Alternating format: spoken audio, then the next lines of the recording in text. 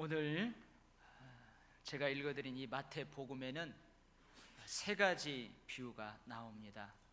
하나는 등을 들고 신랑을 맞으러 나간 열처녀 비유, 그 다음에 두 번째는 주님이 주신 그 달란트를 어떻게 남겼는지 달란트 비유, 그리고 오늘 제가 읽어드린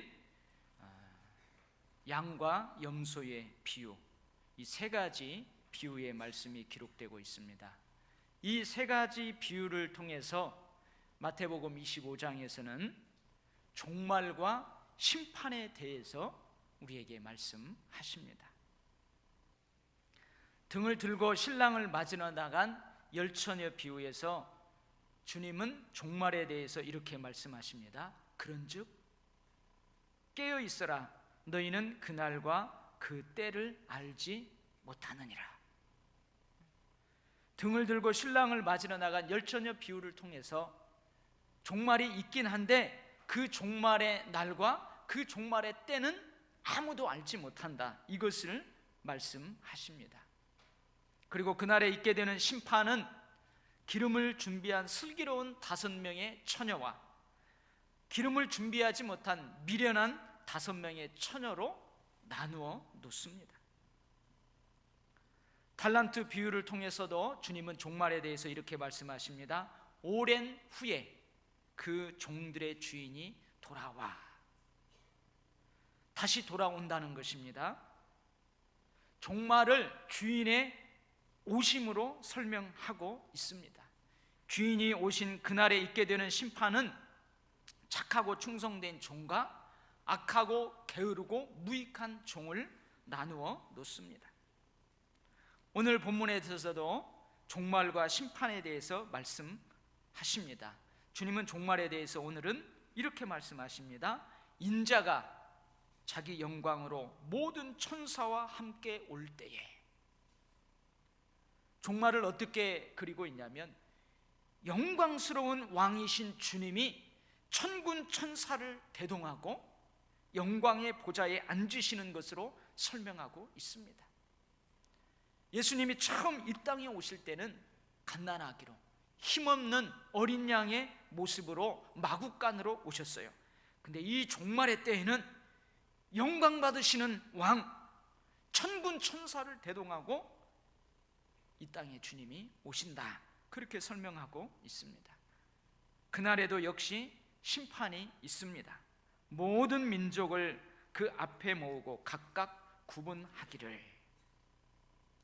그날에 있게 되는 심판은 왼편과 오른편으로 나누어 놓습니다. 왼편에 있는 자들은 저주받은 자들로 영원한 불에 들어가게 됩니다.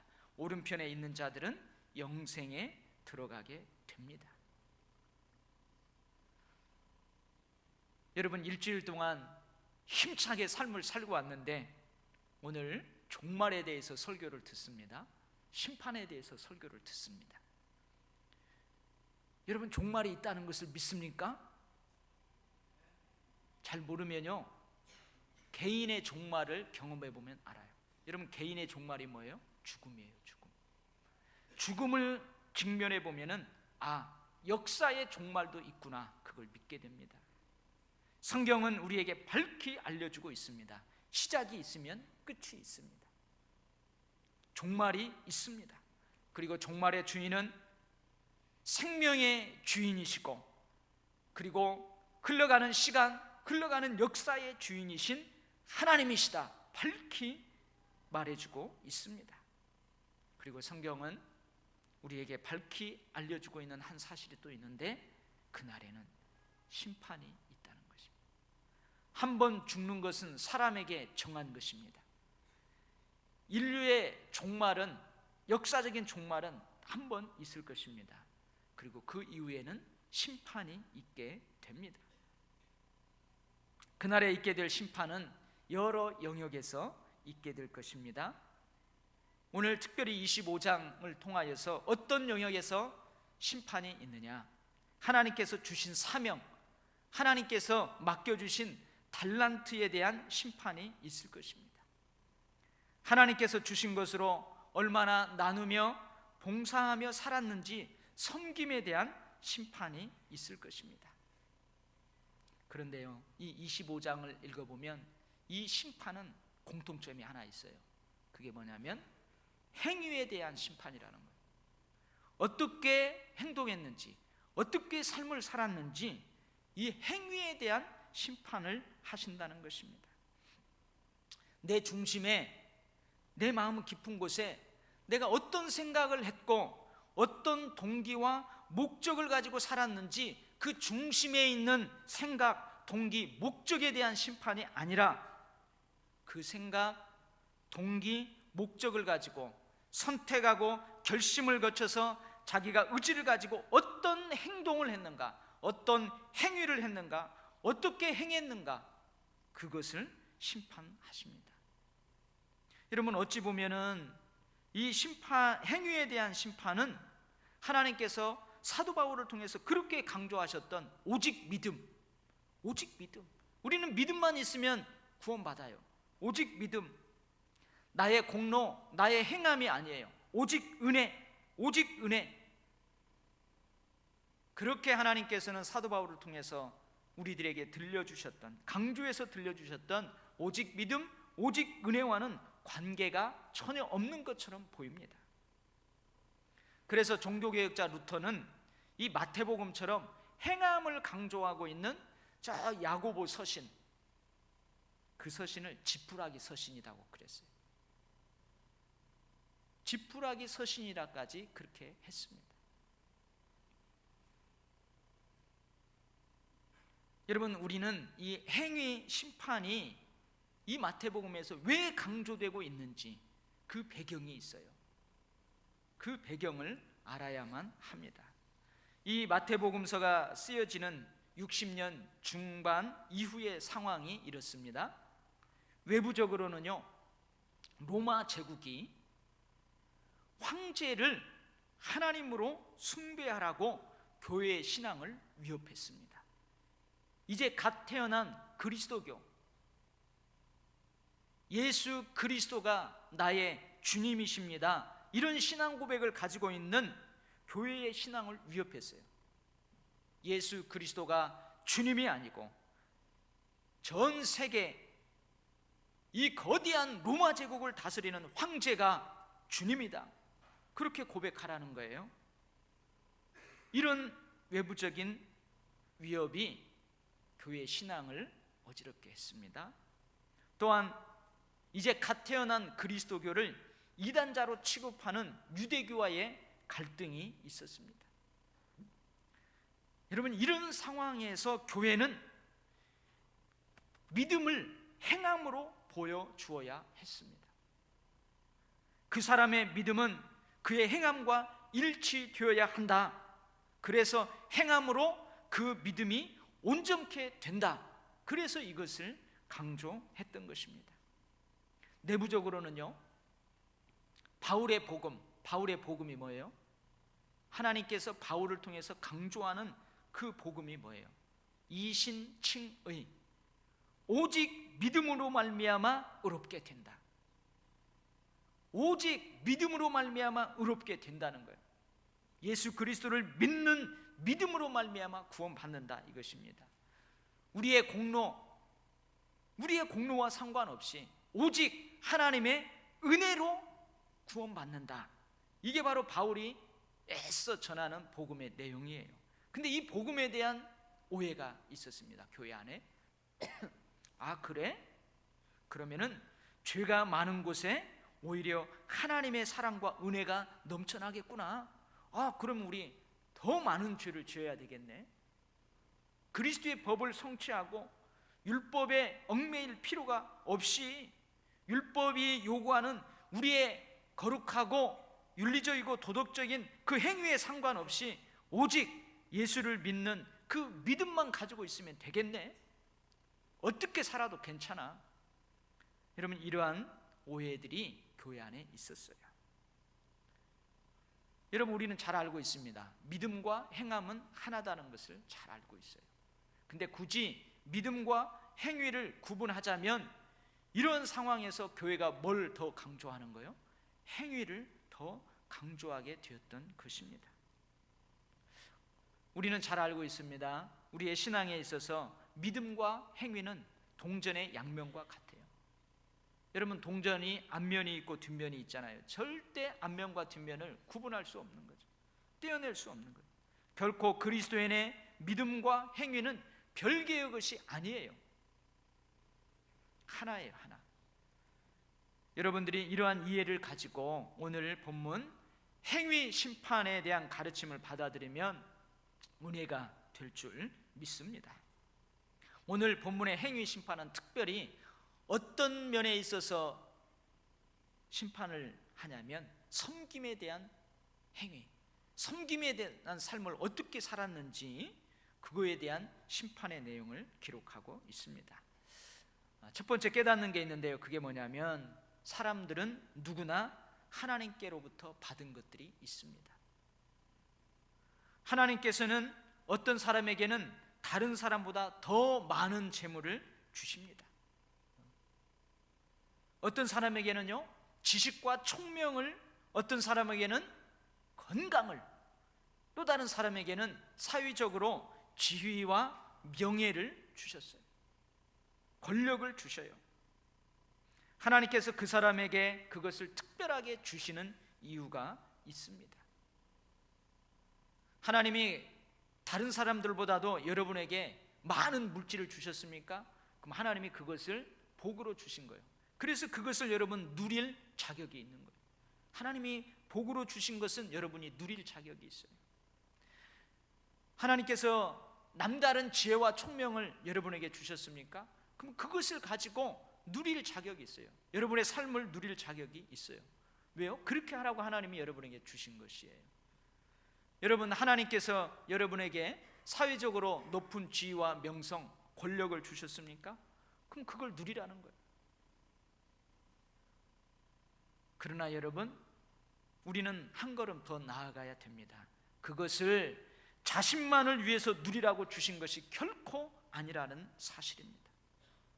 하나님께서는 우리가 하나님께로부터 받은 것들로 다른 사람들을 섬기기를 원하십니다. 이게 예수님이 강조하시면서 가르치셨던 내용이에요. 너가 많이 가지고 있느냐? 네가 남이 가지고 있지 않는 것을 네가 가지고 있느냐? 그거 누려라.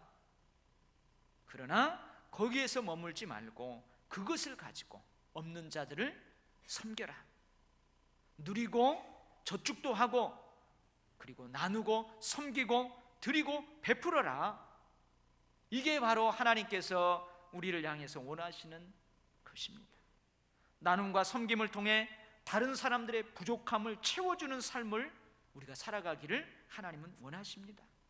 그리고 그런 삶을 살아가는 그 사람이 지속적으로 그러한 삶을 살아갈 수 있도록 지속적으로 축복해 주시는 분이 우리 하나님이신 줄 믿습니다. 여러분, 헤비타트 운동 들어보셨죠? 헤비타트 운동. 미국의 전 지미 카터 대통령이 여기에 함께 합니다. 그래서 매스컴에 가끔 보면은 그 집이 없는, 거처가 없는 그 종족들에게 가서 집을 지어주는 운동, 이게 헤비타트 운동이에요. 근데 이 헤비타트를 창립한 사람이 있습니다. 이 사람이 밀러드 풀러라는 사람이에요. 이 사람은 법률가입니다. 사업가입니다. 성공했어요. 백만장자가 되었어요. 그래서 이 사람은 이런 생각을 합니다. 여러분, 돈을 벌어보면은 여러분 그런 착각에 빠집니다. 가끔 돈이 생명을 구원해 주는 경우가 있어요. 내가 돈이 없으면 그 질병 치료도 못 받고 죽어요. 근데 그 돈이 치료받을 수 있는 길을 열어주는 경우가 있어요. 그리고 여러분, 돈 없이 살 수 있어요? 절대 못 삽니다. 돈은 꼭 필요해요. 그러다 보니까 어떤 착각에 빠지냐면, 돈이 모든 것을 다 해주는구나, 돈이 모든 것을 다 해주는 그런 착각에 빠지게 됩니다. 이 밀러드 풀러라는 사람도 그 백만장자가 되다 보니까 그런 착각에 빠졌어요. 그런데 돈만을 추구하면서 살아가는 그의 삶에 위기가 찾아옵니다. 가정적인 위기가 찾아와요. 그 돈으로 가정의 행복은 살 수가 없었던 것이에요. 그리고 영적인 위기를 맞게 됩니다. 자기의 영혼이 썩어져가요. 자기의 정신이 피폐해져가요. 그래서 돈으로 내 영혼 살릴 수 없구나, 그것을 깨닫게 돼요. 돈이나 높은 지위가 인생의 성공을 가져다 줄 수는 있지만 그것이 모든 것을 할 수 없다는 것을 이 사람이 깨닫게 돼요. 그래서 이 밀러드 퓰러는요, 자기 가족들을 다 소집합니다. 자기 아내 그리고 자기 가족들을 소집해요. 그리고 지금 우리 가정에 이러한 위기가 찾아오고 우리의 영혼이 피폐해지고 우리의 정신이 썩을 대로 썩어진 원인이 뭔지를 내가 알았다. 바로 돈이다.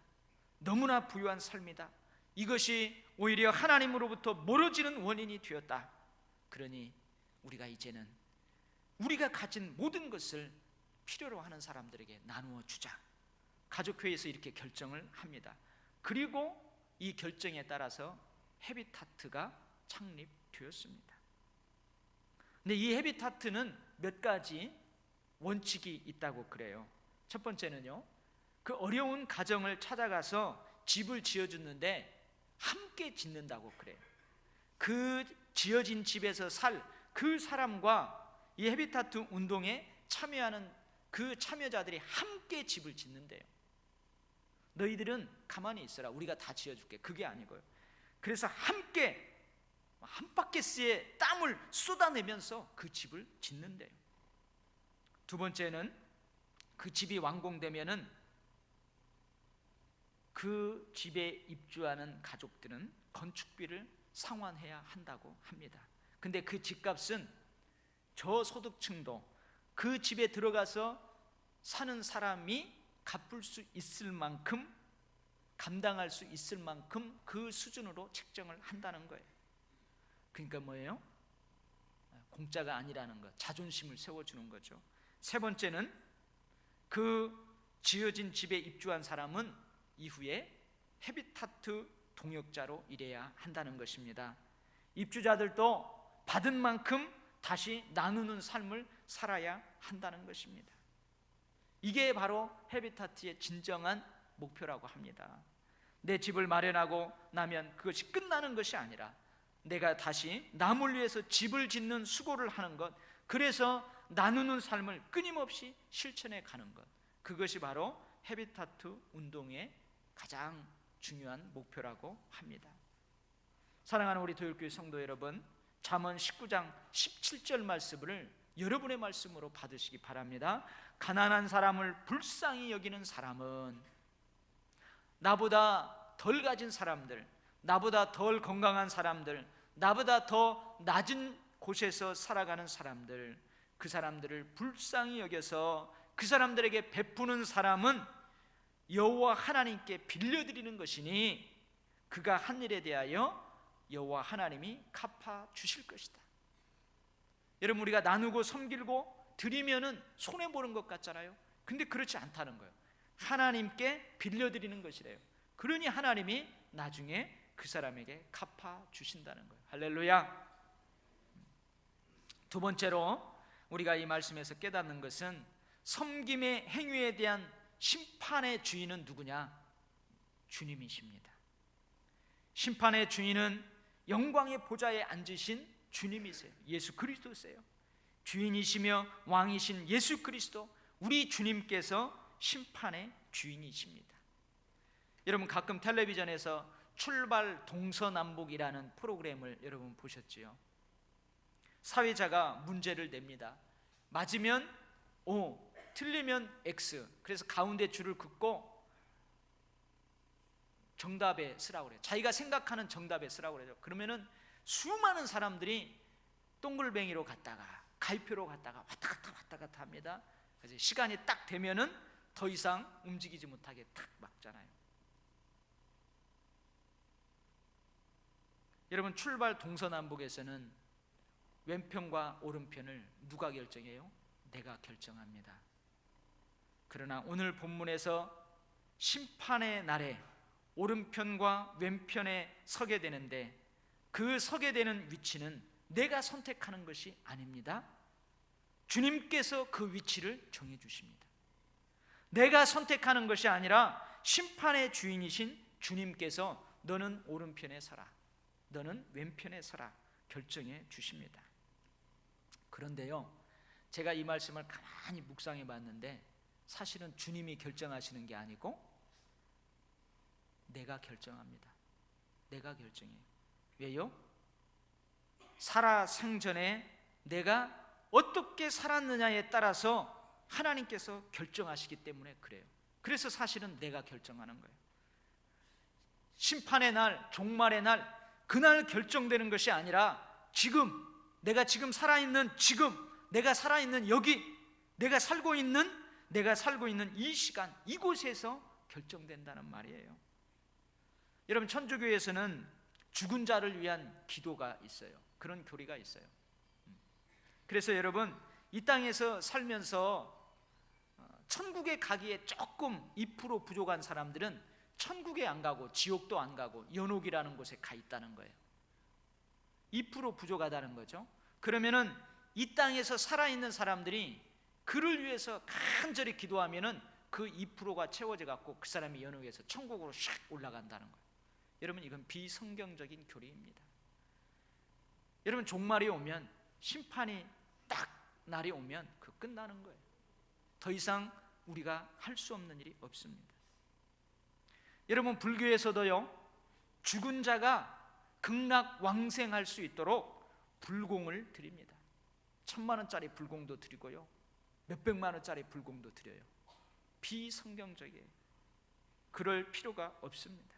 이미 결정나는 거예요. 살아있을 때, 지금 살아있을 때, 내가 살아가고 있는 시간이, 내가 살아가고 있는 그곳에서 내가 어떻게 행동하며 살았는가, 그것이 오른편에 서게 될 건가 왼편에 서게 될까 이미 결정된다는 거예요. 그래서 사실은 심판의 주인은 하나님이세요. 하나님이 오른편에 서게 하시고 왼편에 서게 하세요. 근데 따져 들어가 보면 결국은 내가 그걸 결정하는 거예요. 미국의 한인 2세 아주 유망한 젊은이가 명문 컬럼비아 대학교 의과대학에 지원을 했답니다. 근데 그는 고등학교 다닐 때요 1등만 했어요. 탑이었어요. 탑. 그리고 우리나라도 대학에 들어가기 위해서는 수능 시험을 봐야 되잖아요. 근데 그 수능 시험과 비슷한 세트라는 그 시험이 있어요. 근데 그 점수에서도 만점을 받았어요. 근데 그 집안 내력을 살펴보니까 집안도 부유하고 사회적인 덕망도 있고 잘 사는 그런 가정이었어요. 그래서 이 한인 2세 유망한 이 젊은이는 꼭 합격된다는 기대를 갖게 됩니다. 많은 주위의 사람들도 쟤는 합격할 거야. 고등학교 때 맨날 1등 했지, 수능 시험도 만점을 받았지, 가문도 좋지. 근데 여러분, 불합격했어요. 불합격 통지서를 받았습니다. 근데 그 불합격 사유가 궁금해요. 여러분, 왜 불합격했을 것 같아요? 헌혈 경험이 없다는 것 때문에 불합격되었답니다. 남을 위해 헌혈조차 해본 경험이 없으면서 어떻게 환자를 돌볼 수 있겠느냐, 그런 말이에요. 의사는 환자를 섬기고 환자를 위해서 봉사하는 정신이 있어야 하는데, 마찬가지로 대학에서 학문과 전문 지식을 배우는 이유도 이웃과 사회와 국가를 섬기고 봉사하기 위한 것인데, 남을 위해서 헌혈조차 한번 안 해보지 않은 이 학생이 자격이 있냐? 없다. 너무 안타깝죠. 아니, 좀 그 컬럼비아 대학교 입시를 주관하는 사람도 아니, 들어와서 좀 헌혈도 하게 하고 봉사도 하게 하면 되지 왜 떨어뜨려요? 너무 아까워요. 그러나 어쩔 수 없어요. 유망한 그 젊은이의 지난 삶에서 남을 위해 헌혈조차 해보지 않았기 때문에, 남을 위해서 섬기고 봉사하고 나누는 삶을 살아보지 못했기 때문에 오늘 그는 불합격이라는 왼편에 서게 된 것입니다. 세 번째로 우리가 이 본문 말씀에서 깨닫는 게 있어요. 그건 뭐냐면, 오른편에 있는 섬김의 삶을 살았던 사람도 왼편에 있는 섬김의 삶을 살지 못한 사람도 인식하지 못했다는 사실이에요. 주님이 오른편에 있는 섬김의 삶을 살았던 사람에게 말씀하십니다. 내가 줄일 때에 너희가 먹을 것을 주었다. 목마를 때에 마시게 했다. 나그네 되었을 때에 들어와라 발을 씻기고 영접했다. 내가 헐벗었을 때에 너희들이 따뜻한 옷을 입혀주었다. 병들었을 때에 와서 손을 잡아주고 돌아보고, 옥에 갇혔을 때에 와서 면회도 신청하고 사식도 넣어주고 그랬다. 그러니까 오른편에 있는 사람들이 뭐라고 그래요? 주님, 우리가 언제 그렇게 했습니까? 우리가 언제 그렇게 했어요? 그렇게 한 적이 없는데요? 그러니까 주님이 뭐라고 그래요? 너희들이 했다. 분명히 했다. 너희 형제 중에, 너희 주변에 있는 너희보다 약한 작은 자에게 한 것이 곧 바로 내게 한 것이다. 주님이 그렇게 말씀하십니다. 왼편에 있는 영원한 형벌을 받게 되는 사람들에게 주님은 말씀하세요. 너희는 먹을 것도 주지 않고 영접하지도 않고 옷을 입혀주지도 않고 돌보지도 않고 와보지도 않았다. 그러니까 이 왼편에 있는 사람들도 오른편에 있는 사람들과 똑같이 대답해요. 주님, 우리가 언제 그렇게 안 했습니까? 우리가 언제 그렇게 안 했어요? 주님 뭐라고 그래요? 너희 주변에 있는 너희보다 약한 형제에게 하지 아니한 것이 곧 내게 하지 아니한 것이다. 그렇게 얘기해요. 여러분, 사실 그렇습니다. 사실 이미 어떤 목적을 가지고 어떤 불순한 의도를 가지고 나눔과 섬김의 행동을 한다면 그것은 진정한 봉사가 아닐 것입니다. 이제 곧 선거철이 다가옵니다. 선거철에 표심을 얻기 위해서, 그 표를 얻기 위해서 평상시에 하지도 않았던 그 섬김과 나눔의 모습들을 흉내를 내는 거예요. 여러분, 그것은 진정한 봉사가 아니에요. 왜요? 이미 마음속에 불순한 의도가 있기 때문에 그래요. 사실 진정한 봉사는 오른손이 하는 것을 왼손이 모르게 하는 것입니다. 여러분, 진정한 봉사자들은요, 나는 상대방에게 물을 떠다 줘요. 하찮은 물이라고 생각하고 그것을 합니다. 근데 상대방은 물로 받지 않고 귀한 포도주로 받는 거예요. 어떠한 불순한 의도도 갖지 않고 어떤 목적도 가지 않고 순수한 마음으로 봉사하는 거예요. 이것이 진정한 봉사입니다. 그래서 진정한 봉사자의 자세는요, 그것을 빨리 잊어버리는 거예요. 빨리 잊어버리는 것입니다. 진정한 봉사자의 자세는 보상심리라는 불순한 의도를 마음에 가지고 있지 않습니다. 그래서요, 오른편에 있는 사람들이 그렇게 약한 사람들에게 나누고 섬겼어요. 근데 그걸 까맣게 잊고 있는 거죠. 히브리서 13장 1절에서 2절 말씀입니다. 형제 사랑하기를 계속하고 손님 대접하기를 잊지 말라. 이로써 부지 중에 천사들을 대접한 이들이 있었느니라. 자기도 모르는 사이에 천사를 대접하는 것. 나는 지극히 작은 자에게 아무런 의도 없이 어떤 목적 없이 순수한 마음으로 했는데 그게 바로 주님께 하는 것이었다는 말입니다. 오른편에 있는 자들은 하나님께서 주신 것들을 자신만을 위해 누리지 않았습니다.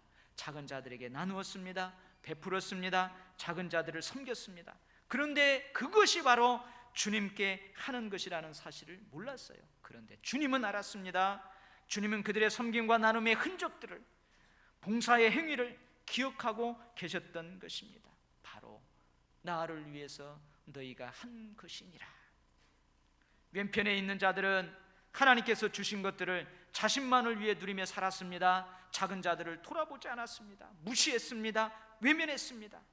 그러나 그것이 주님을 돌아보지 않는 것이고 주님을 무시하는 것이었고 주님을 외면하는 것이었다는 사실을 몰랐습니다. 사랑하는 성도 여러분, 하나님은 예배의 대상입니다. 하나님만이 우리의 예배를 받으시기에 합당하신 분이십니다. 사람은 결코 예배의 대상이 될 수 없습니다. 사람은 봉사와 섬김의 대상이 되는 것입니다. 하나님을 여러분들이 끔찍하게 사랑하면 그 하나님 사랑이 어떤 행위로 나타내느냐? 예배의 행위로 나타납니다. 여러분, 하나님을 사랑하는 사람은요, 예배에 목숨 걸어요.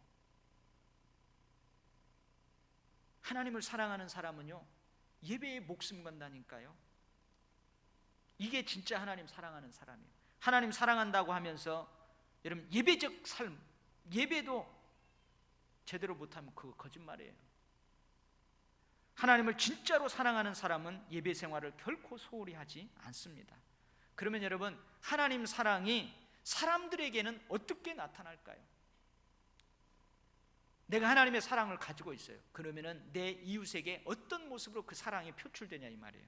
바로 나눔과 섬김, 봉사로 나타나게 됩니다. 그래서 하나님을 사랑하는 사람은 예배에서 얻는 기쁨과 능력을 가지고 뛰어나갑니다. 그래서 자기 주위에 자기보다 없는 사람들, 못한 사람들, 그 사람들을 섬기고 나누고 그 사람들을 위해서 봉사하는 삶을 살아요. 그러면서 기쁨과 능력을 다시 임파워링하는 거예요. 다시 체험받는 거예요. 여러분, 미국 가면 할렘가가 다 도시마다 있지 않습니까? 미국 워싱턴에 가면 흑인 동네에서 조그만하게 샌드위치 가게를 운영하는 한 한인 여성이 있었답니다. 근데 그 한인 여성이 죽었어요.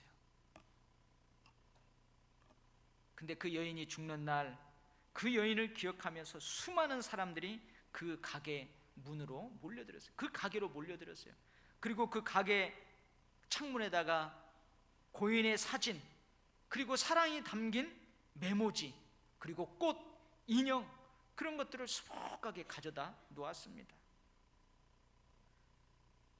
여러분, 그 가난한 흑인 동네에서 조그만하게 샌드위치 가게를 하는 이 여성이 대체 어떻게 살았길래 많은 사람들이 이러한 행동을 하는 것일까 알아보니까요, 이 여인은 흑인 빈민들에게 무료로 샌드위치를 나눠주었답니다. 어려운 이들에게 필요로 하는 것이 있으면 그것들을 나누면서 살았답니다. 아무리 남루한 사람이 와도 항상 미소로 그 사람들을 대해 주었답니다. 그래서 많은 사람들이 그의 죽음을 애도하면서 그 창문에다가 그런 일들을 해놓은 거예요. 이 한인 여성의 섬김과 나눔의 삶이 알려지게 되었어요. 이 삶을 알게 된 수많은 사람들이 감동을 받습니다. 마음의 감동과 큰 깨달음에서 그치지 않고 수많은 사람들이 그들의 삶을 변화시켜요. 어떤 삶으로요? 나도 저 여인처럼 비록 작은 샌드위치 한 조각 있지만 나눠야 되겠다, 섬겨야 되겠다, 봉사해야 되겠다. 섬김과 나눔의 삶으로 그들의 삶을 바꾸었습니다. 분명 주님께서는 그 여인을 오른편으로 인도하셨을 줄 믿습니다. 사랑하는 우리 도율교회 성도 여러분, 지금 우리는 사순절 기간을 지내고 있습니다. 하나님 사랑의 방향성을 점검하는 사순절입니다. 내 사랑이 어디로 향하고 있는가, 그리고 내 내면을 성찰하는 기간이기도 합니다. 내 안에 거짓되고 부패한 것들은 없는가, 그리고 이웃과 더불어 살아가는 데 있어서 내 행동은 어떤가, 내 행위를 성찰하는 사순절 기간입니다. 여러분, 마음속으로는 누구나 다 해요.